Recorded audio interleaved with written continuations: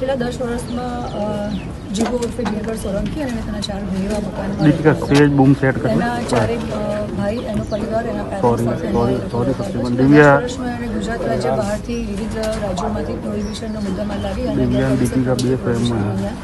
એને કરેલી છે. જે સંદર્ભે નબળા પોલીસ સ્ટેશનમાં અને વિવિધ પોલીસ સ્ટેશનમાં 35 થી 40 ઉપરના ગુનાઓ દાખલ થયેલા છે. આ ગુનાઓમાં જે માણસો સંડોવાયેલા છે, જે સંગઠિત ટોળકી છે, એમાં એના 4 ભાઈઓ સાથેની પોતાની પ્રવૃત્તિ, બીજા એના મદદમાં છે, તમામ ઉપર આપણે કલમ 111 મુજબની કાર્યવાહી કરેલી છે. વિવિધ વારંવાર એના ઉપર ફાંસાની પણ કાર્યવાહી થયેલ છે, છતાં પણ એણે આ પ્રકારની પ્રવૃત્તિ ચાલુ જ રાખેલી હતી. આ પ્રકારની પ્રવૃત્તિથી ગેરકાયદેસર જે પ્રવૃત્તિઓ છે એનાથી એના બેંકના ટ્રાન્ઝેક્શન્સ જે આપણને મળ્યા છે પોલીસને તપાસ દરમિયાન એ 1 કરોડથી 1.5 કરોડ જેવા છે, જે બાબતે પણ અમે ઇન્કમટેક્સ સાથે આ માહિતી શેર કરી છે.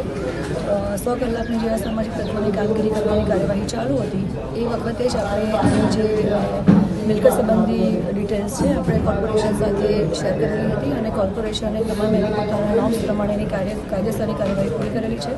કાલે નોટિસ પૂરી થતાં આજે આપણે અહીંયા એના બુલડોઝરથી કાર્યવાહી કરી છે.